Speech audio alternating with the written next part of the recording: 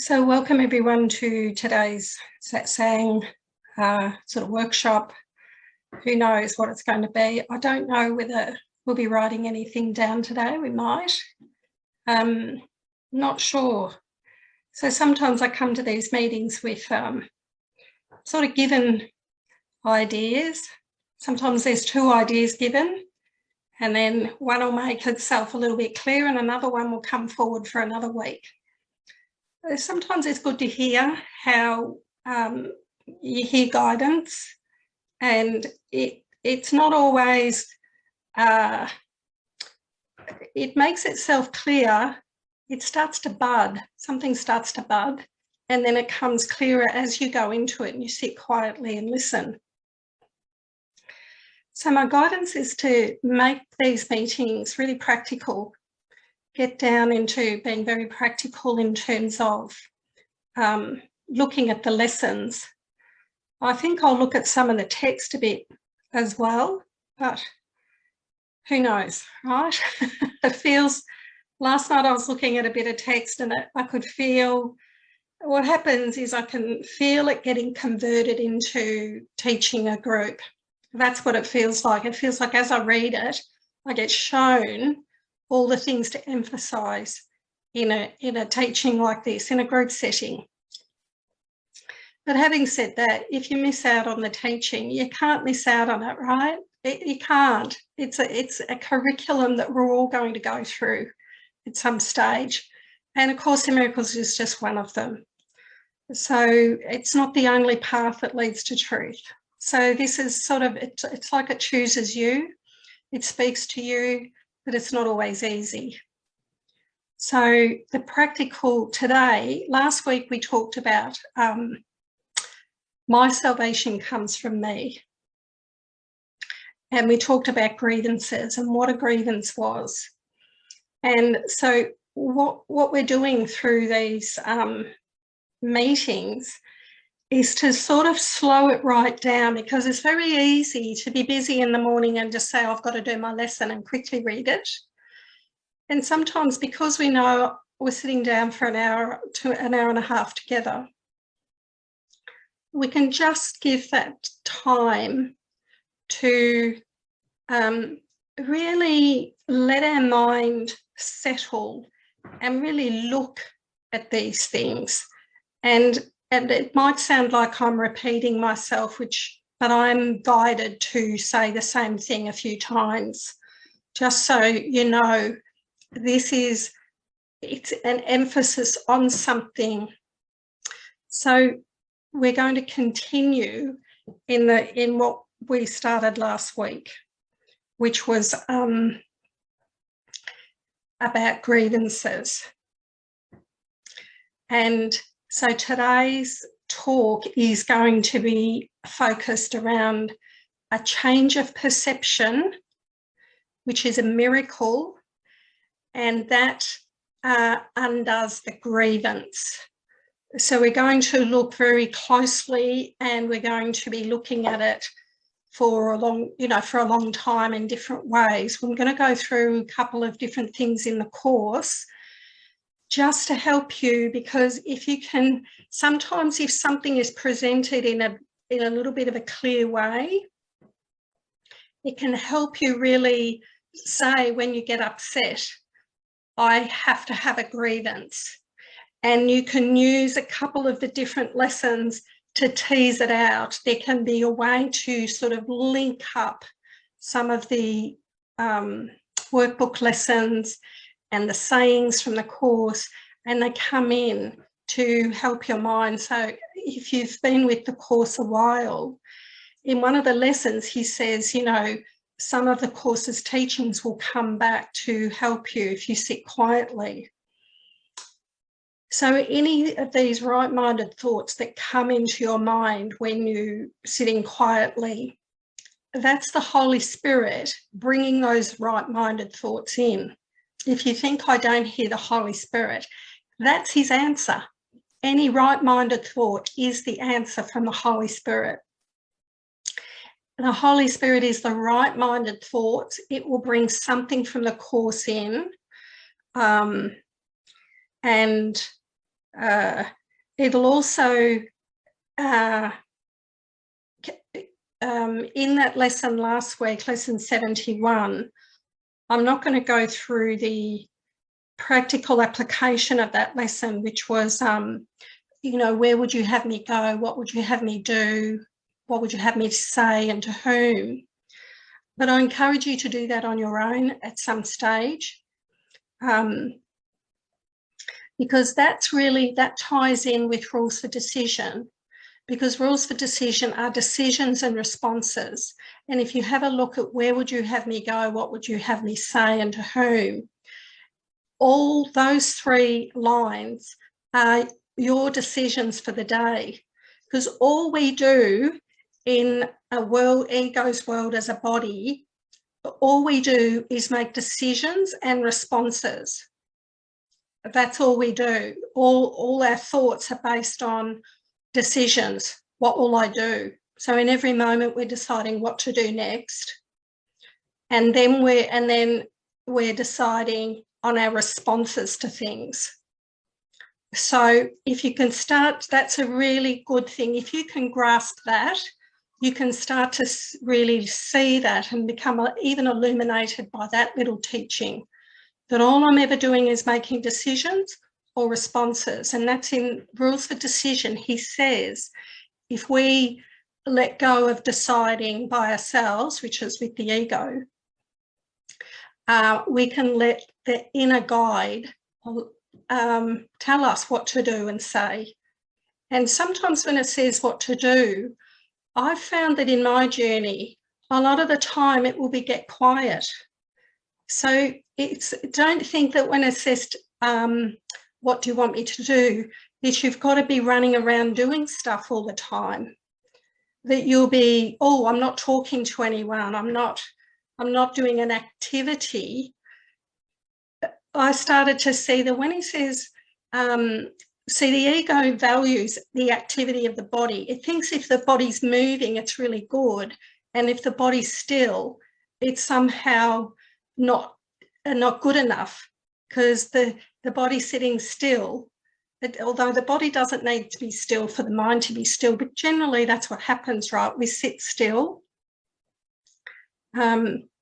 So that's one of the things that I noticed, that the ego says if hands and arms and legs move around, it's deemed better than hands and arms sitting still. You see, it's just movements of the body. It has no meaning.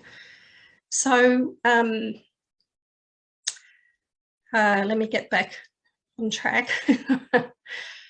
So we're going to be talking today about, the emphasis today is the change of perception. So I'm going to start by reading the introduction, the first paragraph of the clarification of terms.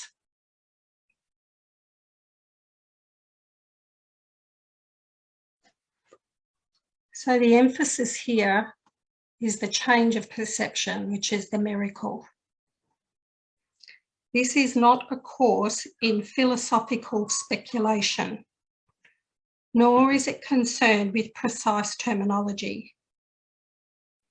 It is concerned only with atonement, or the correction of perception. So, correction of perception is the atonement. So one of the things I did is I just used the word correction of perception on my journey, because it helped me pinpoint what the problem was. My perception needs to be changed. So I started to just use the course in a way that was really practical, because atonement, I knew what it meant, but for my day-to-day forgiveness, on our journey with forgiveness, even the word forgiveness, I just used overlooking, looking past, right? Because it just helped me. So use the words that make sense to you. Try to make this as practical as possible. If you start to really, we have to know the metaphysics and we have to contemplate them because they're the basis of the course. But this particular teaching today is about the day-to-day practical application of forgiveness, which is what I need to do in my day-to-day life. As I think I'm a body in a world, my job is to have my perception changed. So the first thing I need to do is to be willing to have that perception changed.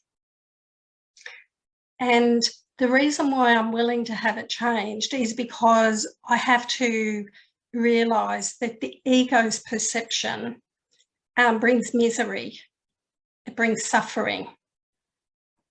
So Jesus is telling us the way out of this ego perception is to have another perception. So the means of the atonement is forgiveness. Forgiveness is the overlooking.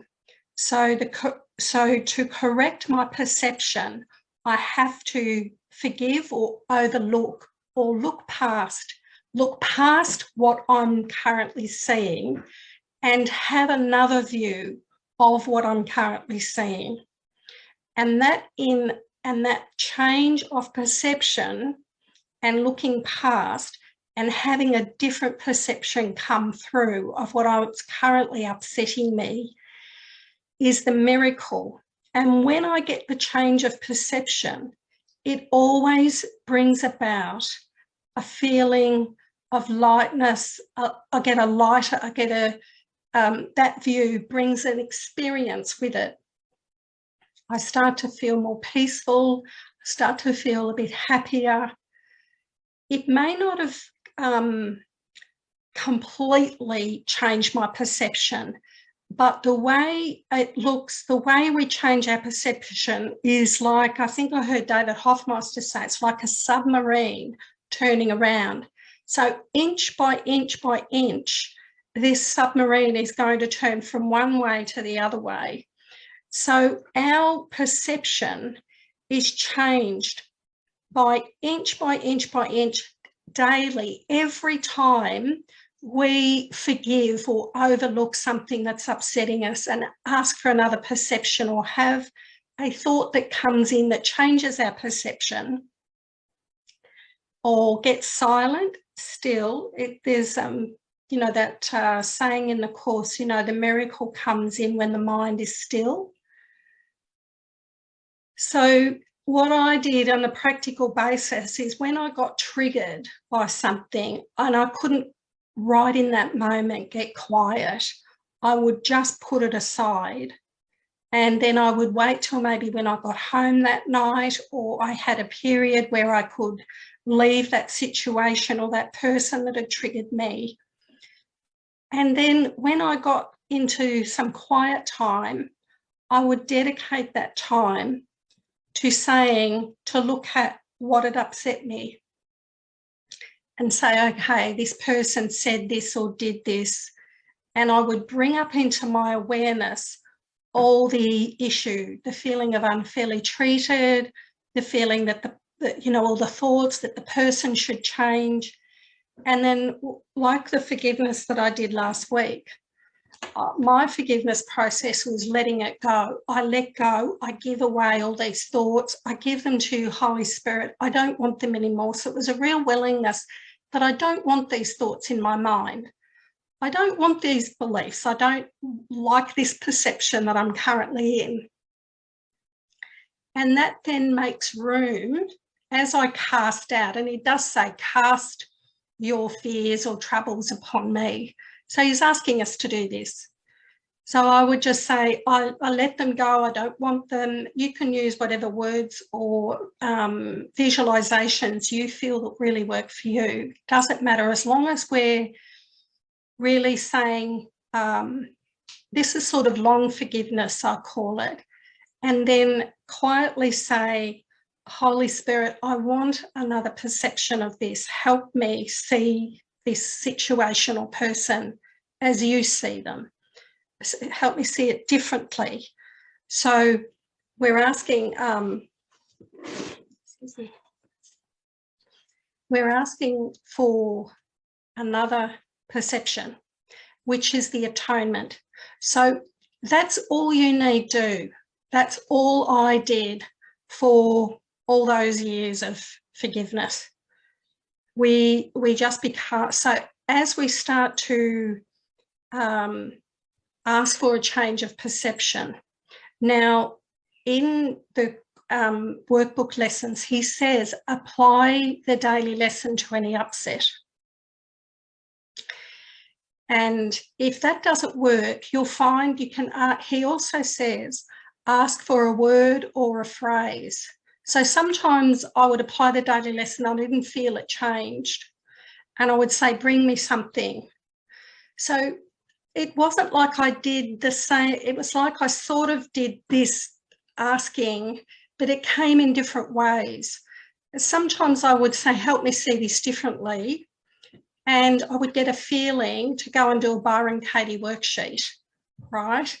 So, and then other times I would get this sort of feeling to ring this person up and talk about this, the issue. So what we have to understand is how that perception changes, and that something comes in. You might even be directed, you might even feel like just open the course and read something, or turn on a YouTube video of a teacher, or, you know, listen to something or read a particular book. So what happens is the change of perception comes in various ways. There was thousands of ways my perception was changed. And it's not always one thing. It could be that you're asking, I remember asking for guidance around, should I leave my job or not? And I just asked, you know, like, should I? And then I just let go, and I was driving along, I can't remember if it was that day or a few days later, and I pulled up behind a truck, and on the back of the truck was a sticker, leave your job. Now, that's a funny sticker, isn't it, right? But I thought, okay, that's the sign.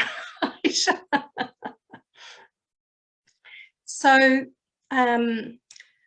sometimes I'd get an answer in a movie or an advertisement or something someone said, you know, even somebody that wasn't deemed as on a spiritual path, you know. So the answer can come through anyone or anything if you remain open and desire the answer. Because what we've got to understand is the answer helps us. It changes our perception. It brings in a perception of, reminds me that I am the guiltless Son of God. It reminds me who my brother is, and it asks me to keep seeing this person differently. Now, I had big issues with the people at work. I think a lot of you know my talks about, you know, I had family, friends, people at work. You know, Jesus says we have a grievance with everyone, right? So sometimes it can look, the illusion can look like it's a bigger grievance with some particular bodies, and that's the way. It just seems that way. The ego has a hierarchy of illusions, and the ego says this one's nicer, this one's awful, you know, and then it switches it around, right? And that's why whatever Jesus says about the ego, we have to start to notice, oh, yes, I see. Yesterday I liked this one, didn't like this one, and today I like this one and don't like this one. Okay, so now I know, I've got the proof that his teachings are correct. So, you know, one thing I was guided to do with this particular person at work that I had trouble with, I just asked. I said, Holy Spirit, I really want to change my perception towards her.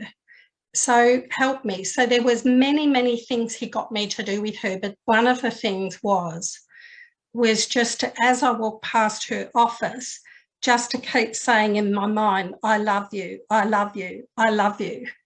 And I was terrified of her, right?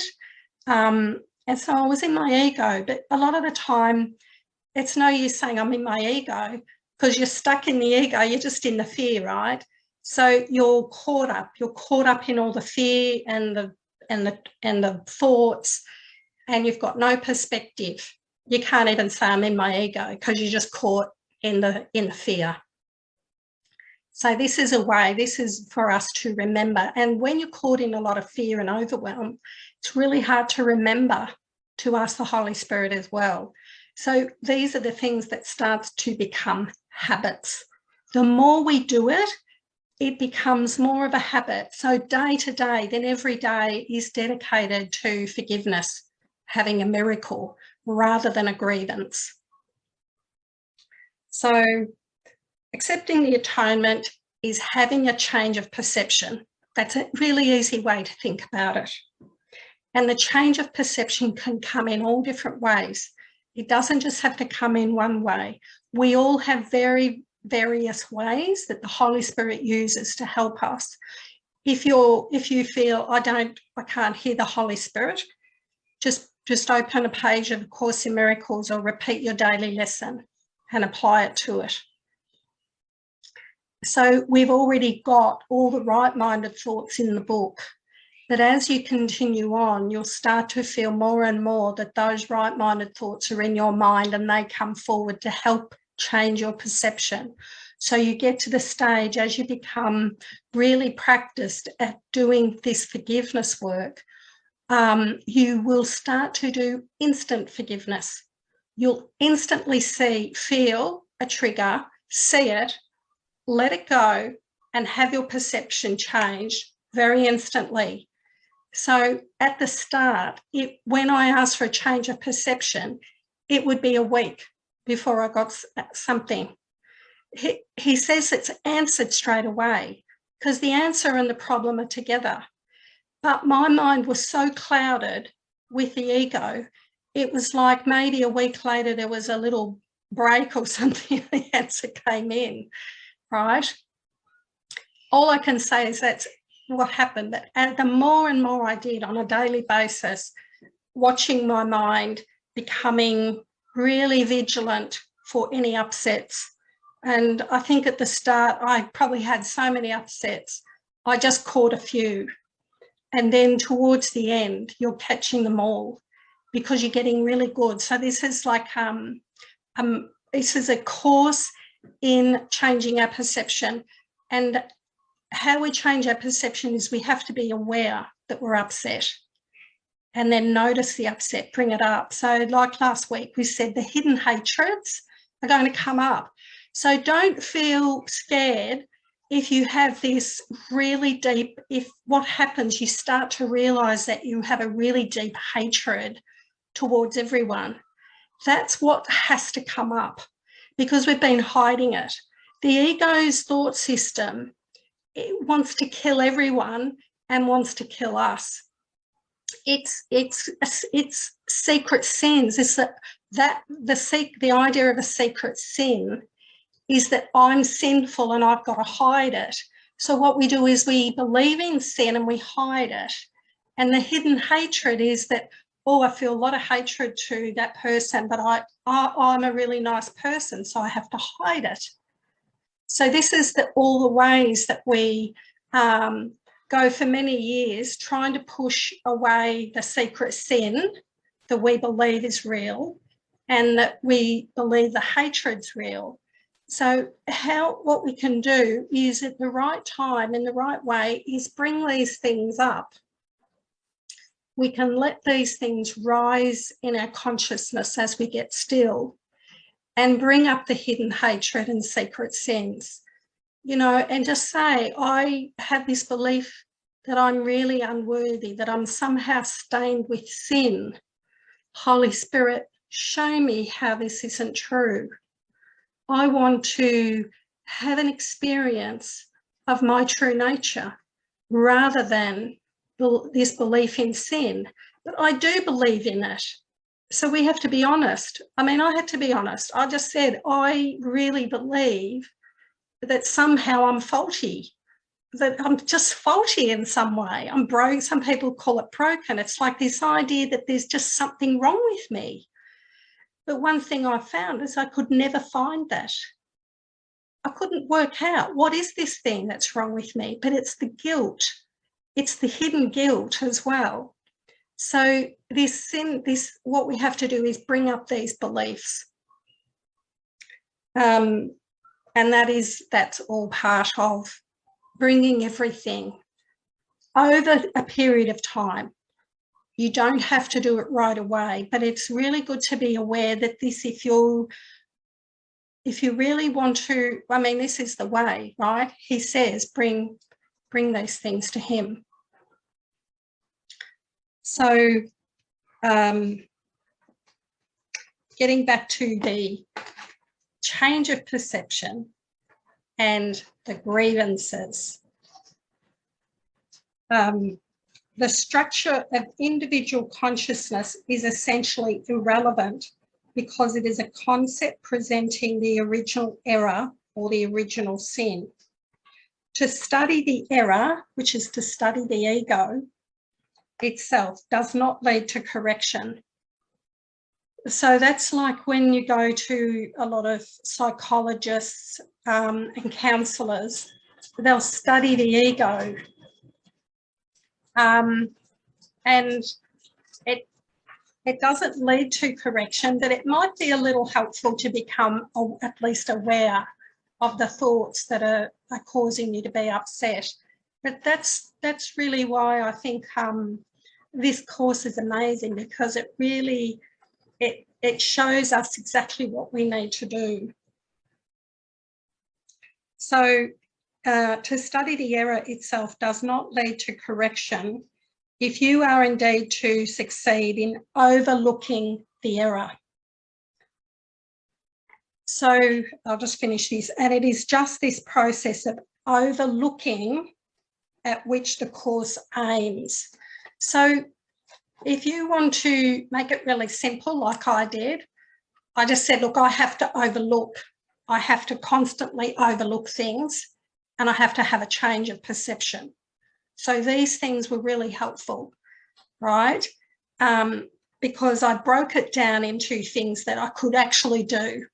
So I'm going to catch my upsets. I'm going to say I need to overlook it. In other words, I let go. I want to overlook. I want to get past it. I want to see something different.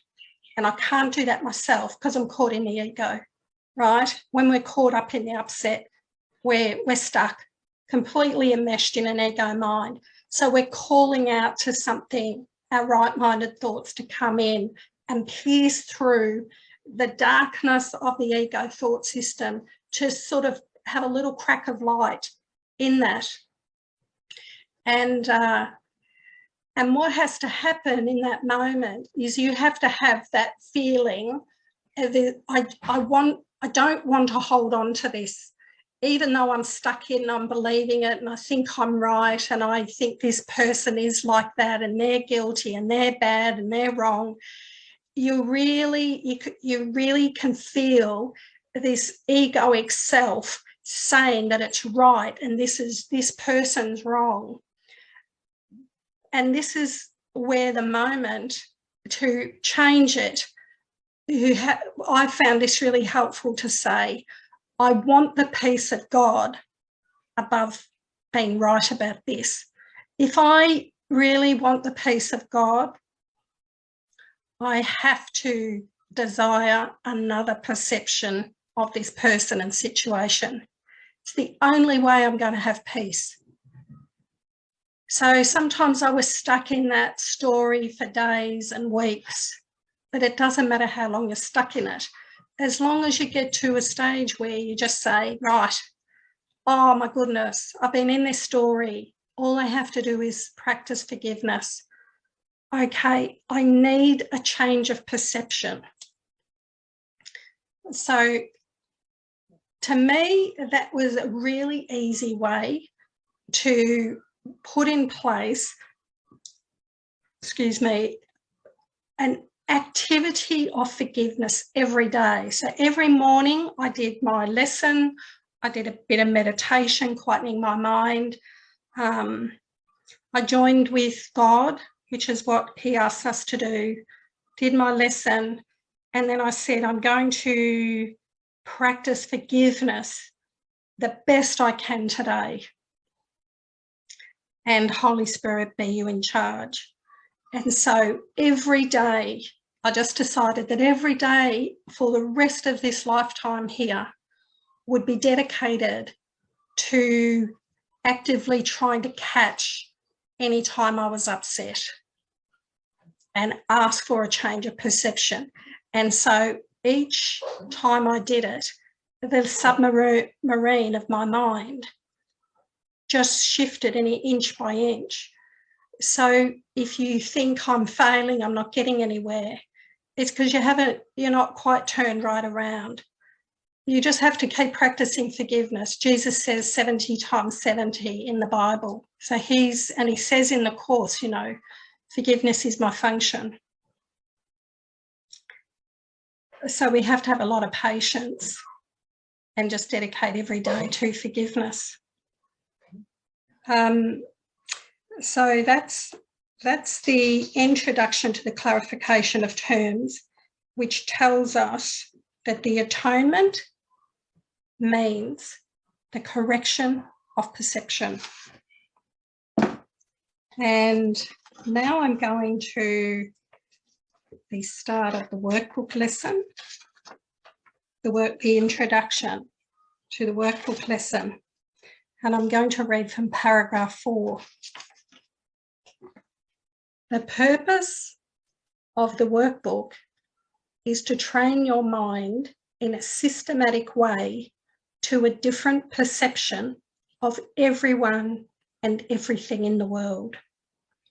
The exercises are planned to help you generalise the lessons so that you will understand that each of them is equally applicable to everyone and everything you see. So what happens is we start off very clunky, we're not good at overlooking, we get caught up more in the ego, so it's just we change a habit. So over time we practice and practice and practice forgiveness, and then we get good at it. And after a long period of time, we're going to get to instant forgiveness. And then we're going to get to a place where our perception has changed from everyone and everything. We start to see that no one is doing anything to us. It's all coming from our ego mind. It's the thoughts that are giving meaning. We start to identify the cause of what I'm saying, the cause of my upset are my thoughts, because I see that as I give those thoughts over and I have another perception come in, I realise that shadows and bodies are moving around and things are moving around on what we call the outside world. But in lesson 1, he says, nothing I see means anything. I have given everything all the meaning it has for me. In other words, the ego mind is putting a meaning on it. Last week we wrote out and got an idea of the meaning that we've put on it. And that meaning is a grievance, because the ego keeps us in separation. It keeps us in this right up in this way where it's like when we're stuck in the ego mind, we have no awareness of God's love. And as we practice forgiveness, each different perception, it opens up a little part of our mind, the right part of our mind, which is the Holy Spirit mind. And towards the end, the ego mind is shrunk right down. And the mind the mind that you're living in now is really a changed perception of everything, because that starts to become what you're living in every day. You find that your perception has changed so much because you've done so much forgiveness, that you're now maybe waking up and looking around and someone says something and there's just no reaction. And you don't see any attack, because those attack thoughts that say I'm attacked, they shouldn't say this, they should be like that, the whole story's gone. What I noticed was the self-referencing went. Because the ego thoughts reference a self, but that was really towards the end. I couldn't see that. So there's a lot of things that are revealed towards the end as you get closer and closer to healed perception. So I think I've talked about that in some of my videos, but if you want me to talk more about that part of my journey, let me know. Not now, but maybe message me or something and I can do a talk on that. It's just started to rain here, so I don't know whether you can hear the rain. Anyway, so on lesson 68,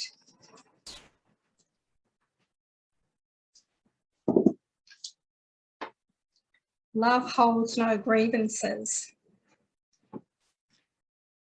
So what we can notice is, last week we showed that a grievance is these ego thoughts that come forward in our mind and say that someone or something should act differently or speak differently. And so we as course students, we have to really know that that story is coming from our mind. It's our thoughts that are saying that. So the person or the seeming image in front of us, our brother, is really just saying something. They're just conveying, or something's going on, some situation. What I found really helpful on my journey was that at times myself and someone else might meet someone and we might be talking about maybe a world event or something, and they had a completely different view to me. And that really helped me see the meaning I was giving it. Because if I disagreed or had a different view, it had to be a meaning I'm putting on it.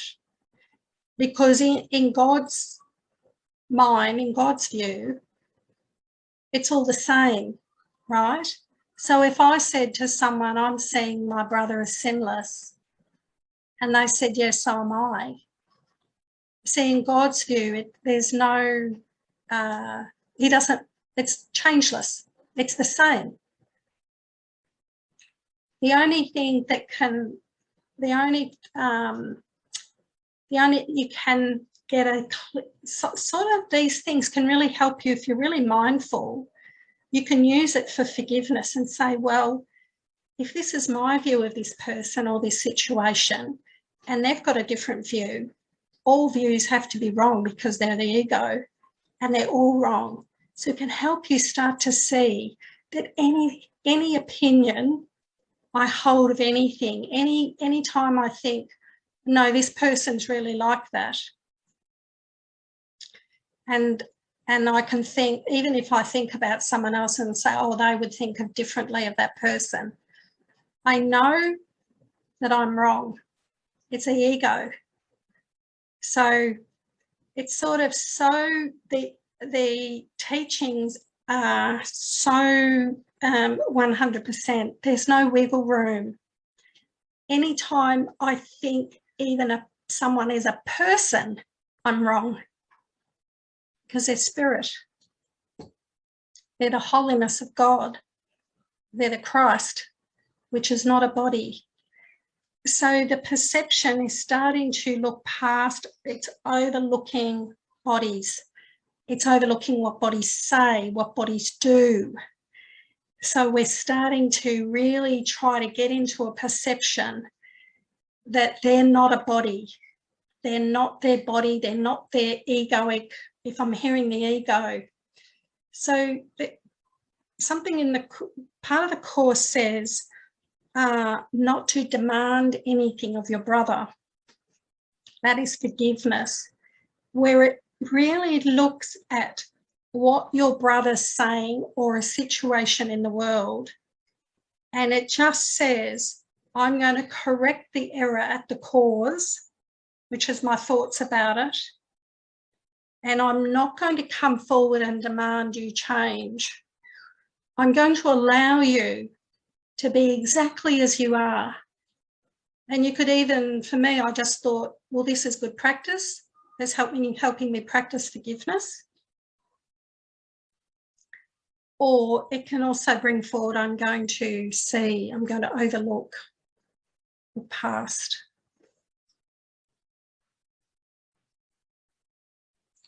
So love holds no grievances. So when we're in a grievance, we're not in God's mind.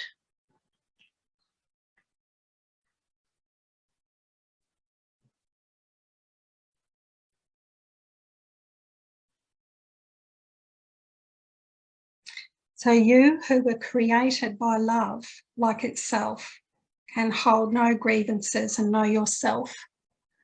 So while I hold any grievance, even one, I can't know myself, my true capital S self, a holy Christ self that I am.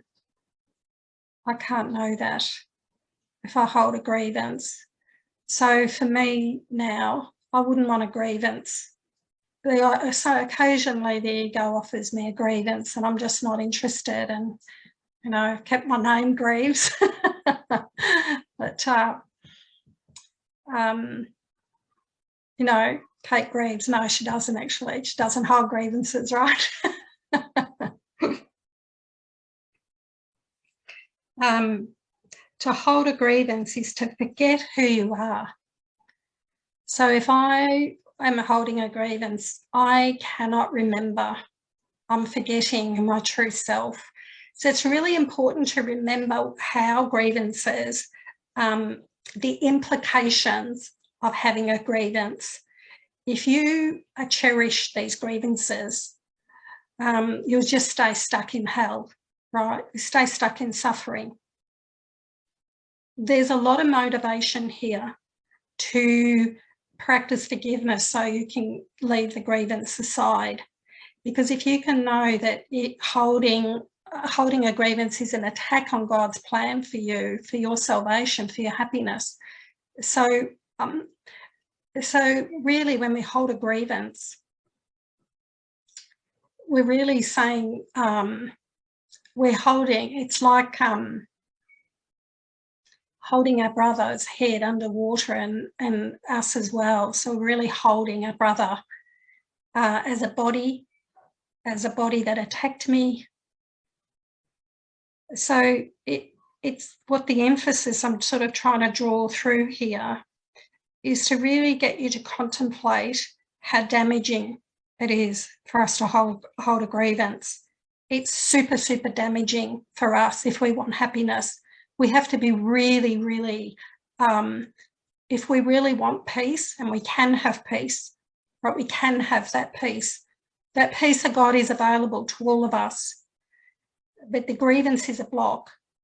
So once you know that you can have this peace of God, this tranquil mind, and you understand that holding a grievance holds you away from that tranquil mind, you'll want to drop it like a hot potato, right? You don't want it. I wouldn't want a grievance if I just would not want a grievance. There's no way I want to have any grievances at all, because I love being in this peace of God. I love knowing my true self. I had so many grievances. I was just so sick and so caught up and so suffering from this ego mind. I did all my forgiveness work, and now I'm happy and peaceful. The ego occasionally says, oh, such and such, did you see how they did? And I'm like, no, not interested. Instant forgiveness, not interested. I do not want to pick it up in sometimes it gets halfway through the story and I'm already not interested, because Jesus says we have to be vigilant.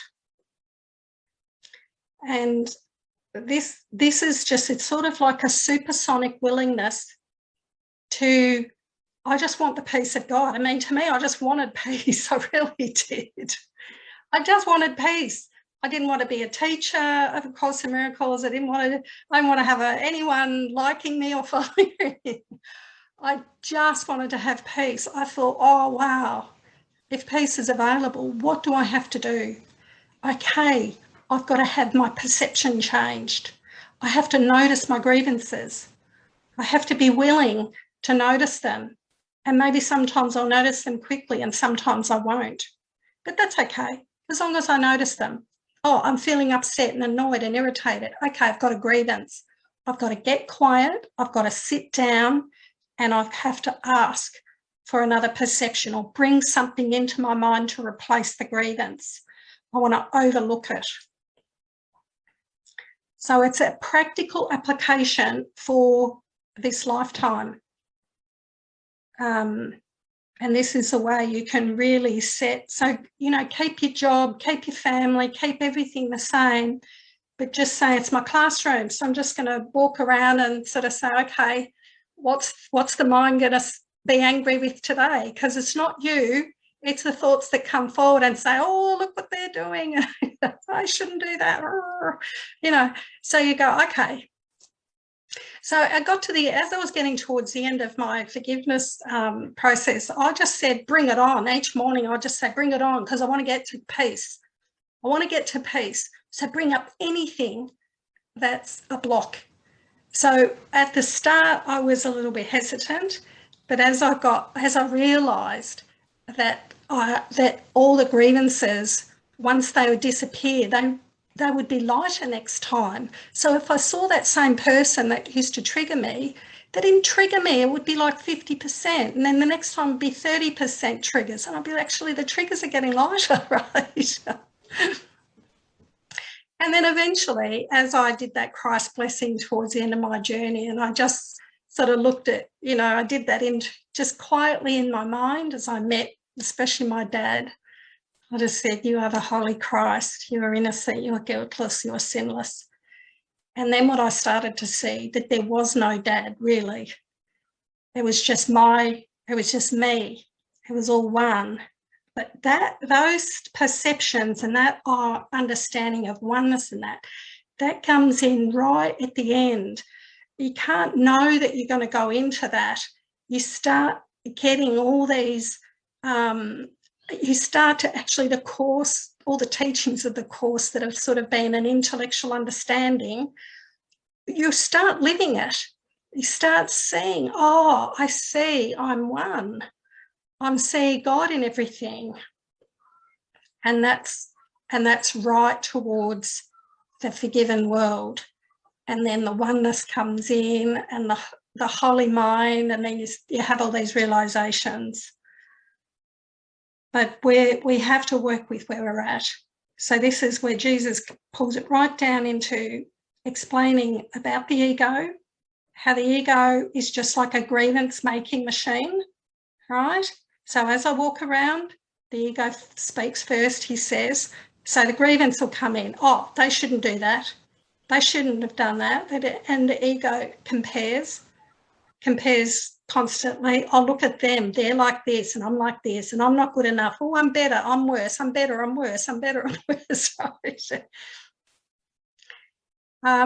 So you start to see how you start to look at the ego rather than be in it. Because what happens is in that change of perception, something starts to activate.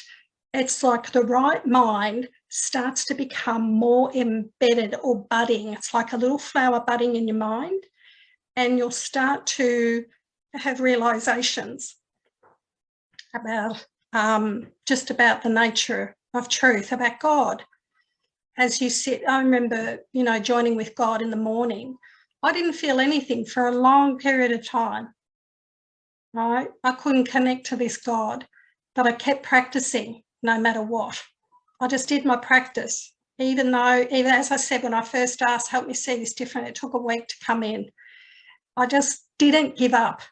Just keep going. That's the main thing, is just keep going. And eventually you start to notice, I would say, every 6 months I'd look back and I'd say, actually, where was I 6 months ago? Where was my mind? How was my mind 6 months ago? And I could validate that I was activating forgiveness. I was more habitual about it, and I had more peace. I had that little bit more peace and quiet, and I was more aware, and I was catching things and forgiving them quicker. Yes, I'd get caught up in something, but I never was hard on myself. I decided the ego would be hard on me, but I just said, no, I'm choosing to be gentle on myself, what they call the happy learner, the willing learner, the gentle. I just decided, no, I'm not listening to the ego telling me I'm failing. I'm listening to Jesus that says, good on you. You did, even if you do one forgiveness during a day, you've shifted that submarine around an inch, right? You're 1 inch closer to your healed mind.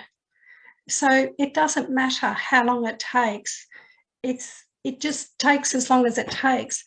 And then we hear the truth that I'm already healed. It's already done. But that actually, for me, that didn't really help me because I was caught up in the ego. So that was helpful more towards the end of the journey.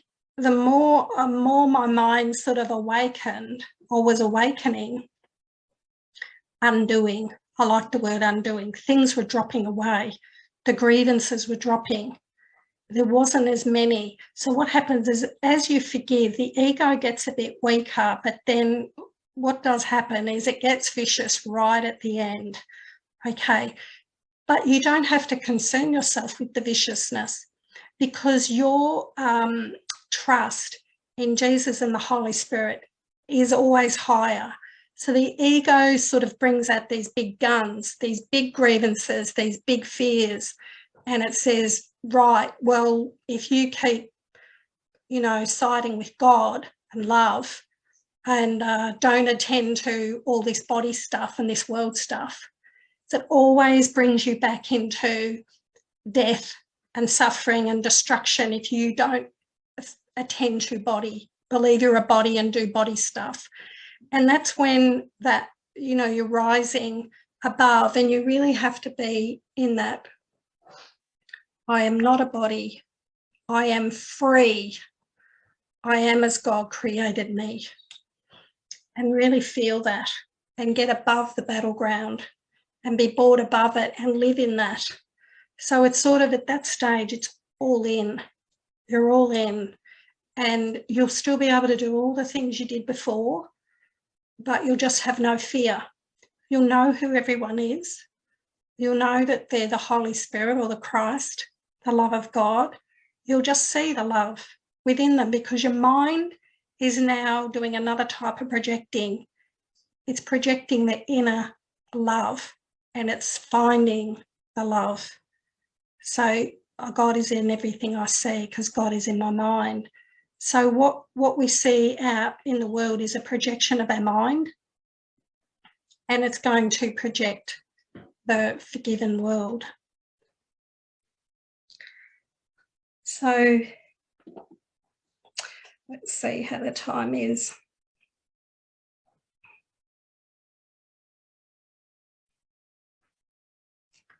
To hold a grievance is to see yourself as a body.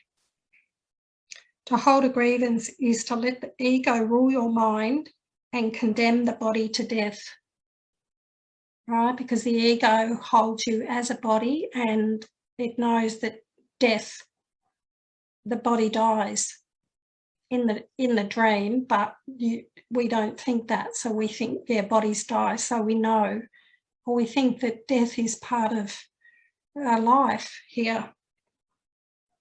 Perhaps you do not yet fully realise just what holding grievances does to your mind. It seems to split you off from your source and make you unlike him. It makes you believe that he is like what you think you have become. For no one conceive of his creator as unlike himself. So the ego makes a God like itself. That's why we always think of God as a body. A lot of the time, you know, as children, we think of it as an old man with a beard in the sky. So the Course reframes all that and says God is just this perfect, infinite, eternal love. It has no form. It's just like the sky. It's this vast, beautiful love. It's so divine, this love. It's something that you can't even imagine being in the egoic mind. It's so beautiful and so gorgeous and so beyond anything. It's just such a lovely way to be, to find yourself back in the mind that you never left. And when you get back there, you realise you never left there, and you realise this whole thing that you were in was just all a nothingness, right? But when you're in the ego, it doesn't feel like that. So we're journeying from the ego to this, back to this mind, this oneness with this love and this peace and this tranquility and this happiness and joy. And it's all in our mind. It's nowhere else. So God, the word God has to get, you know, you can use creator or infinite love, divine love. Start to think of God as this beautiful love that is in your mind that you're going to experience. And it's available, but there's blocks. You know, we've got a belief in sin and guilt and fear and body and world that all has to very, very gently be undone for us to come back to this all-encompassing love. And it's all within us. It's available now. It's always available. And shut off from yourself, your true self, which remains aware of its likeness to its creator. So this part of our mind that is itself, and it remains aware. So there's a part of our mind is always aware of that holy self. Your self seems to sleep, while the part of your mind that weaves illusion in its sleep appears to be awake. Can all this arise from holding grievances? Oh, yes. For he who holds grievances denies he was created by love, and his creator has become fearful to him in his dream of hate. Who can dream of hatred and not fear God?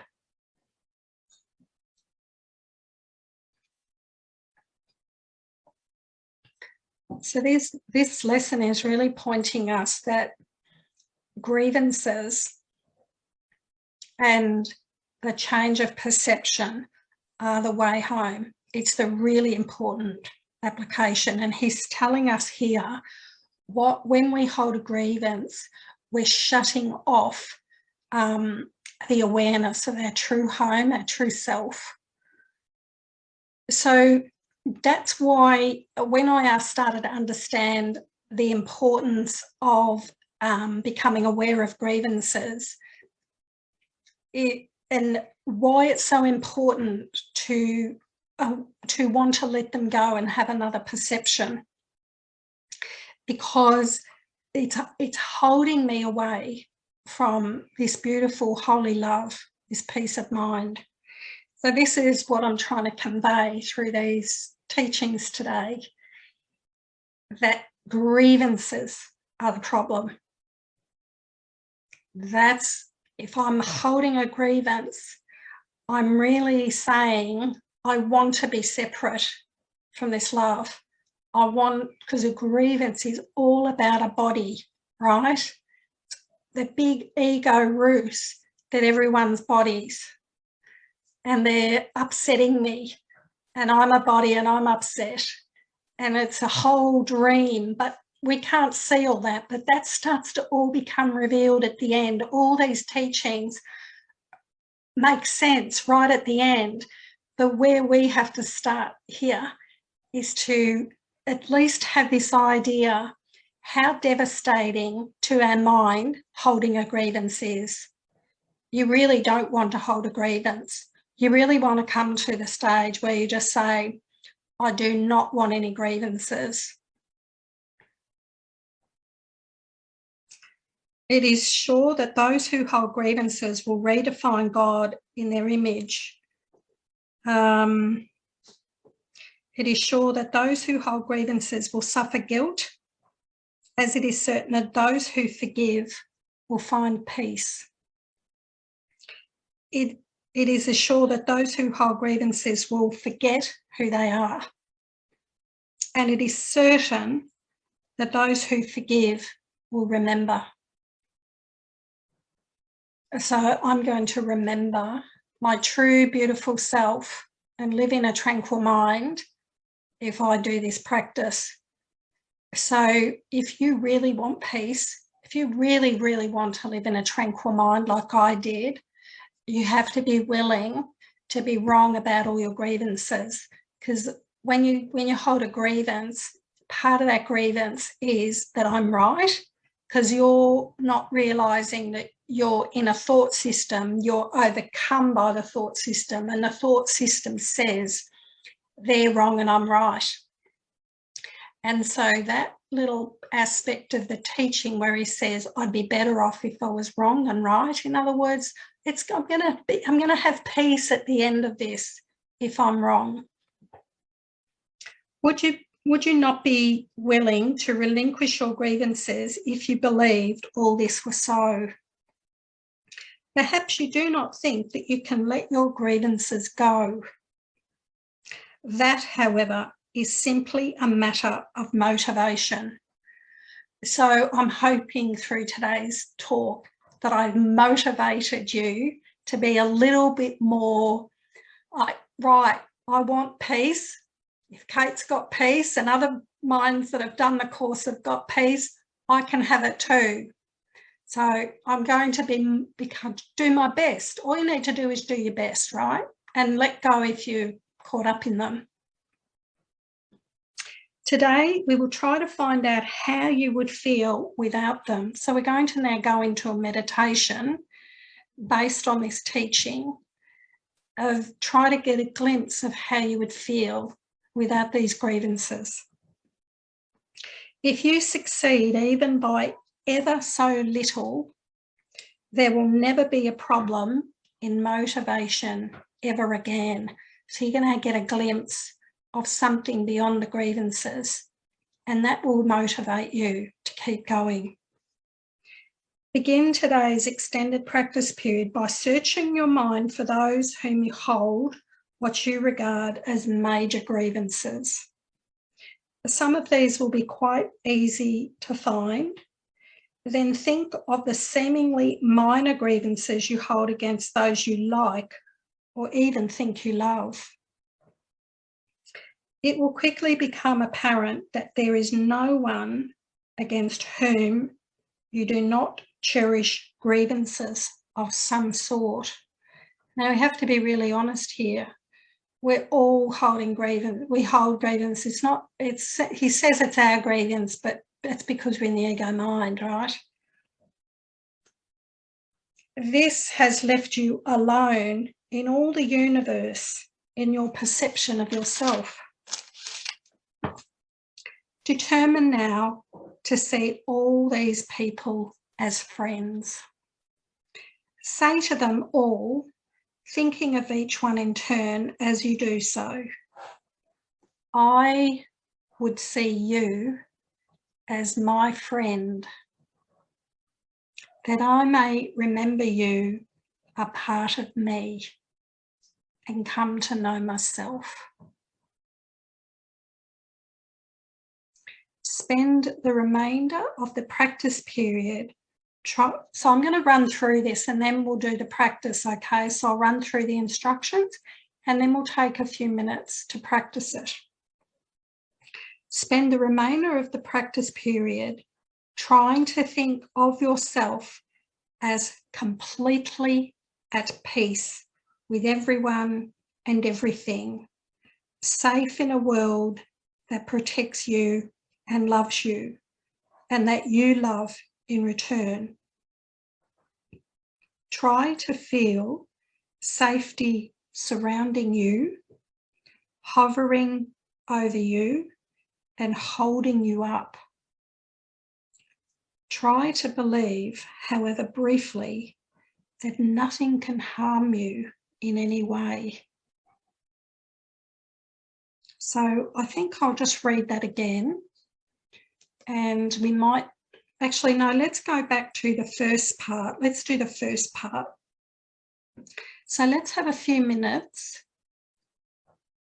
See all these, so just close your eyes and see, you can just have people's faces come in front of your mind, just see their face.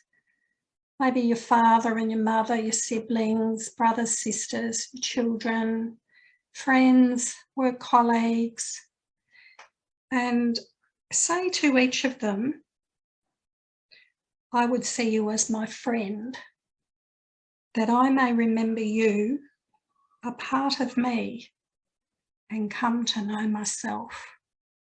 So I'll type that in the chat box, that little saying there, and I'll give you, say, 5 minutes to do this exercise.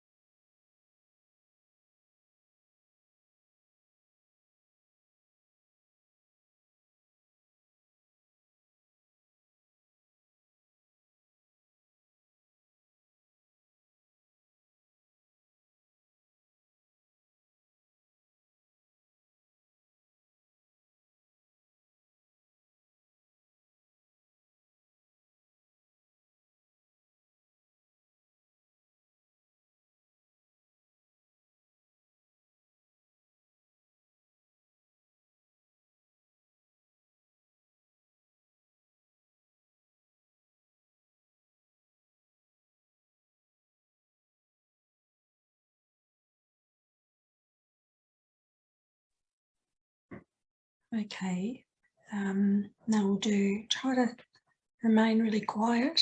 Keep your mind anchored in on that quietness. Just follow these instructions. Then we'll have about 10 minutes silence after this.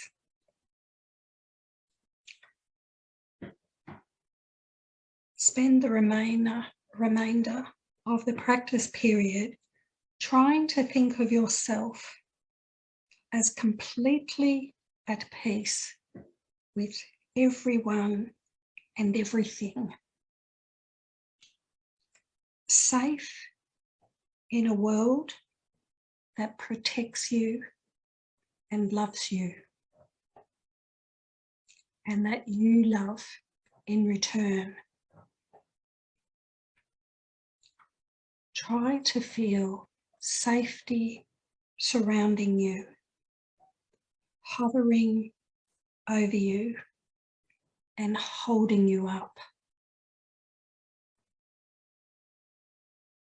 Try to believe, however briefly, that nothing can harm you in any way.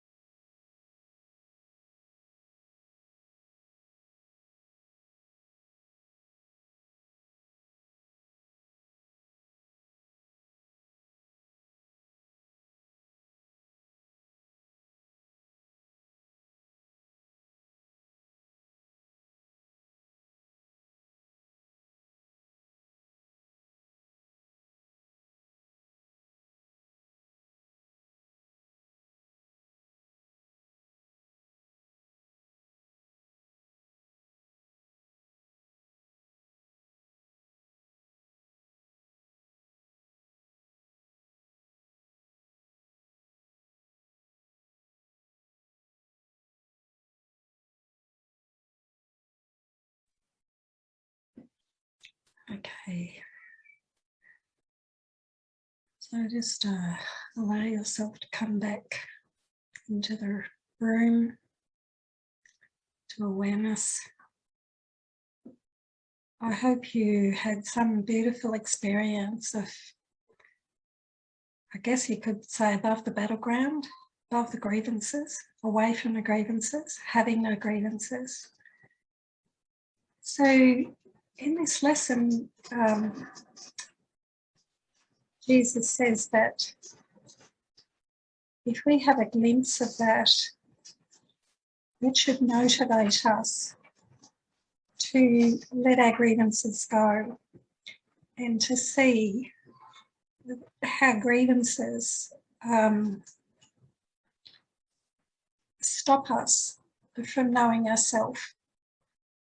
And that's, so even if you had the slightest experience of freedom in that meditation, just know that the more you practice this, the more you'll get to that.